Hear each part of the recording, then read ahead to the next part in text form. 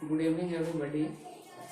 जैसा कि कल हम बोले थे कि अब प्रत्येक दिन ऑनलाइन क्लास चलेगा, तो आज हम इंग्लिश सेशन लाए हैं ऑनलाइन क्लास का। और अभी कोविड-19 के कारण क्लास स्थगित है, तो इसलिए हम ऑनलाइन क्लास कल ही बोले थे प्रोवाइड कराएंगे। तो प्रत्येक दिन क्लास चलेगा।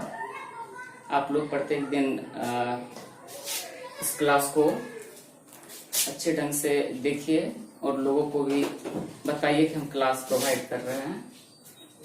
तो आज इंग्लिश क्लास शुरू करते हैं बिना टाइम वेस्ट किए।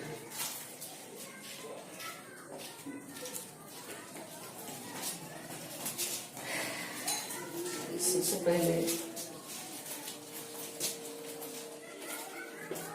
हमको ये देखना होगा कि इंग्लिश में क्या क्या पूछता है।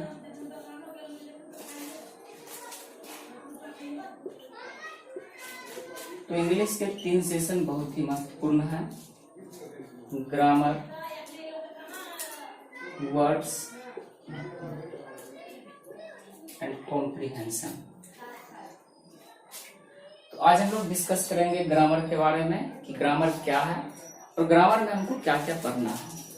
ठीक है, तो सबसे पहले हम ग्रामर देखते हैं। What is grammar? अगर हम इसका डिफिनीशन जानने का प्रयास करें तो आप इस तरह से कह सकते हैं कि जो नियम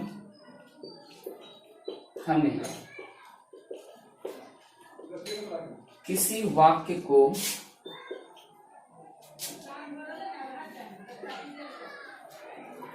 समायोजित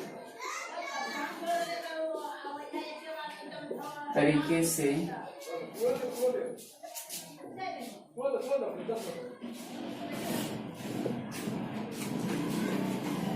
बनाने में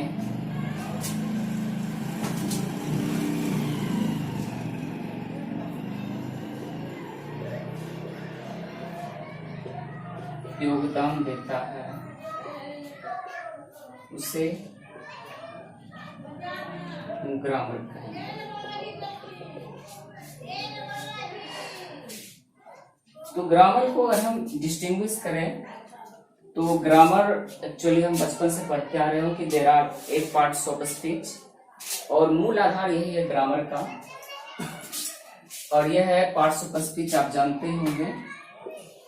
ग्रामर को further divide into many parts, one parts of speech. क्या है parts of speech? Parts of speech यानी लिखने की कला। इसके भाग को हम लोग बांटते हैं 8 पार्ट में। क्या क्या है ये parts? There are 8 kinds of parts of speech. और ये आपके पार्ट्स ऑफ स्पीच है: noun, pronoun, adjective, verb, adverb, preposition, conjunction and interjection. तो एक एक करके इसको हम मौखिक रूप से समझेंगे। क्या होता है नाउन, क्या होता है प्रोनाउन। ठीक है, चलिए हम लोग समझते हैं पार्ट्स ऑफ स्पीच को। इसके 8 पार्ट्स होते हैं।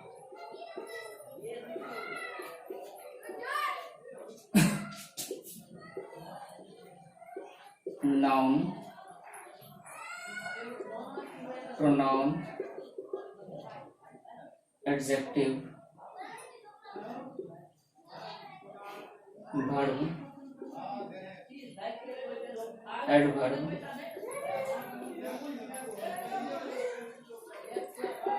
Preposition, conjunction and interjection. इसके हम कुछ बेसिक पार्ट्स को समझते हैं और मौखिक रूप से समझते हैं कि ये क्या है। ठीक है, तो सबसे पहले नाउन देखते हैं। What is noun? अगर हम नाउन को समझने का प्रयास करें तो आप कुछ शब्दों में कह सकते हैं कि जिस किसी वस्तु को देख सकते हैं वह सभी नाउन है। जैसे हमारे पास मार्कर है, इसे हम देख सकते हैं, यह भी एक नाउन है। हमारे पीछे व्हाइट बोर्ड है, इसे हम देख सकते हैं, यह भी एक नाउन है।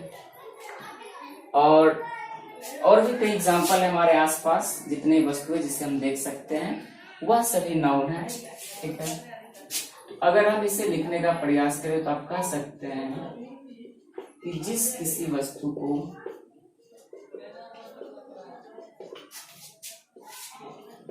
हम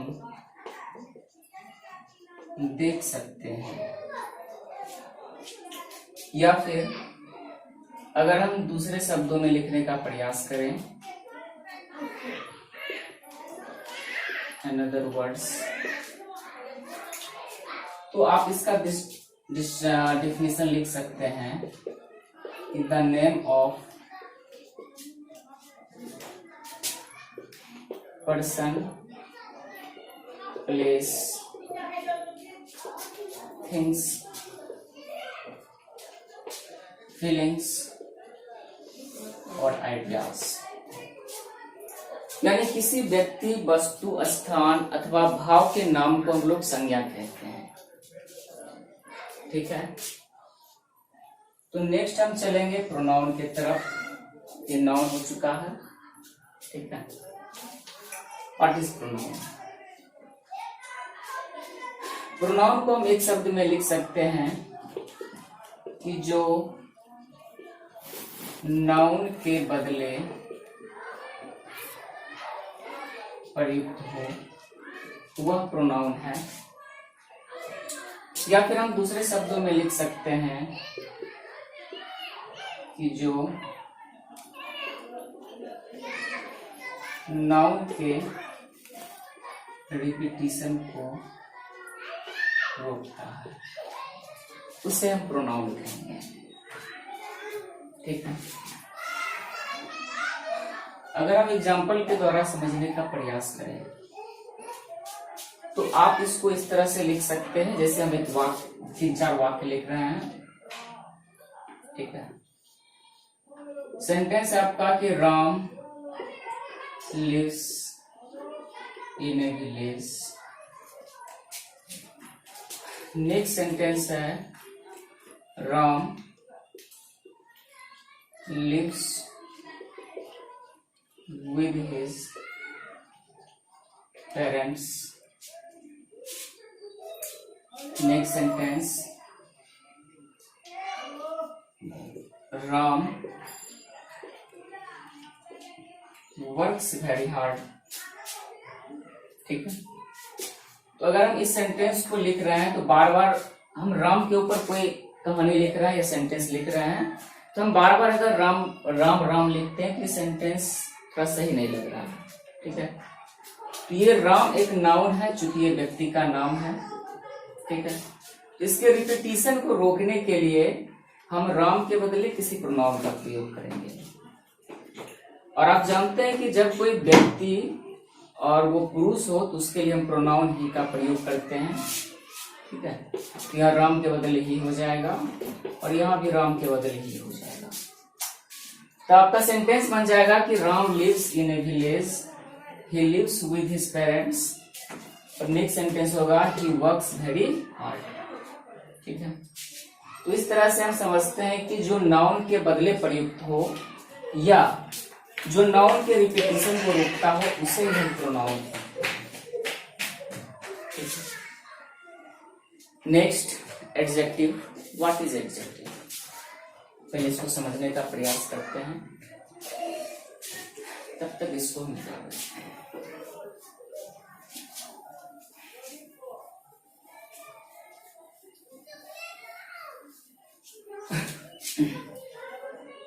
एडजेक्टिव क्या है? एडजेक्टिव कहा जाता है जो किसी नाउन या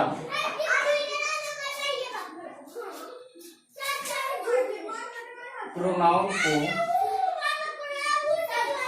क्वालिफाई करें, यानी जो नाउन की विशेषता को बतलाता है उसे एडजेक्टिव कहते हैं।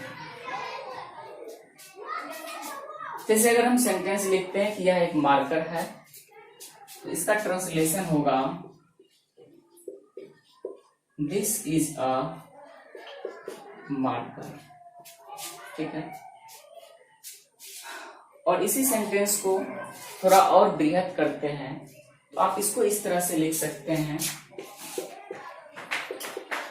This is a white marker, यानी यह एक उजला मार्कर है। और चूंकि व्हाइट कलर जो है क्वालिफाई कर रहा है मार्कर को, और मार्कर एक नाउन है जिसे हम देख सकते हैं, तो यहाँ अगर पूछ देगा एग्जाम में कि इसमें एडजेक्टिव क्या है, तो हमें फाइंड आउट करके बताना होगा कि व्हाइट इज एन एडजेक्टिव। इस सेंटेंस में व्हाइट एडजेक्टिव है आपका, ठीक है, और मार्कर नाउन है। और आप जानते हैं कि जो वर्ड किसी नाउन को क्वालिफाई करता है, उसकी विशेषता को बताता है, उसे ही हम एडजेक्टिव कहते हैं। ठीक है, चलिए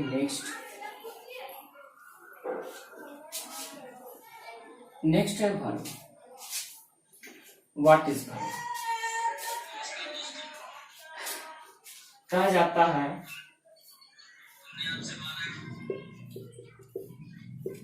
एक्शन वर्ड्स या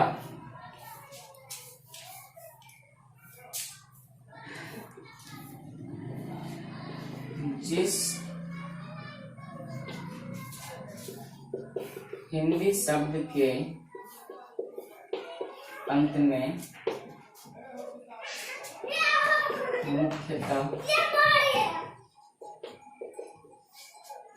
न लगा हो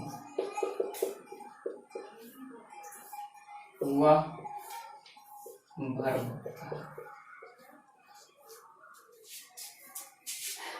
आप एक्शन वर्ड्स के साथ साथ स्टेट ऑफ बीइंग वर्ड्स को भी जोड़ सकते हैं। ठीक है, state of being, state of being क्या है और एक्शन वर्ड्स क्या है, हम इसको देख लेते हैं। ठीक है, चलिए हम वर्ब के ऊपर थोड़ा सा डिस्कस करते हैं।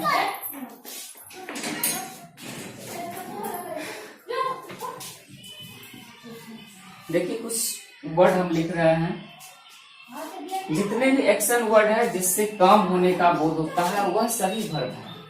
ठीक है, जैसे हम लिख रहे हैं तो लिखना एक वर्ब है, आप लोग पढ़ रहे हैं तो पढ़ना एक वर्ब है। ठीक है, हम पढ़ा रहे हैं तो पढ़ाना एक वर्ब है।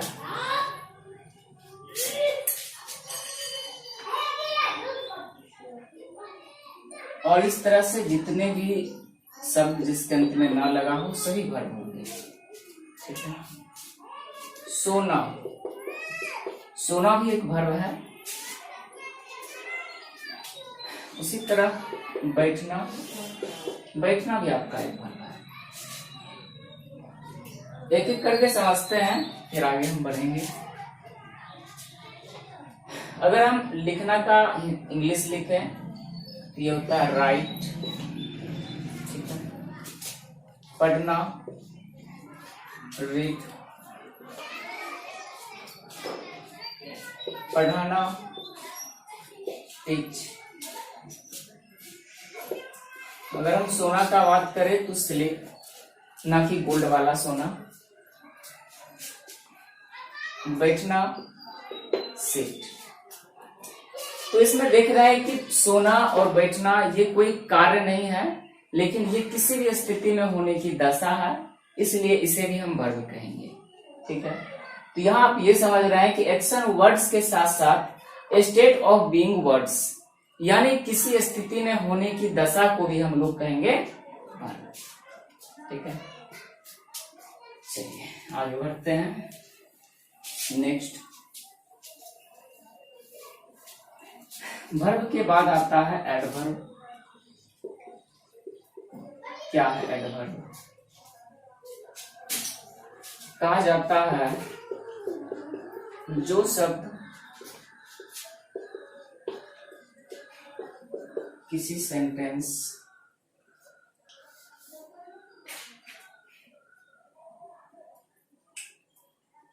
एडजेक्टिव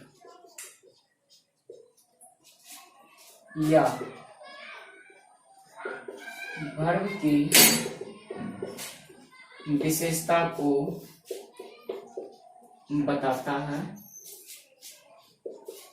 उसे एडवर्ब कहेंगे।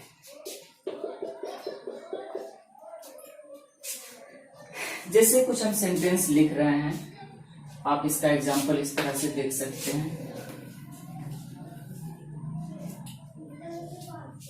पहला सेंटेंस है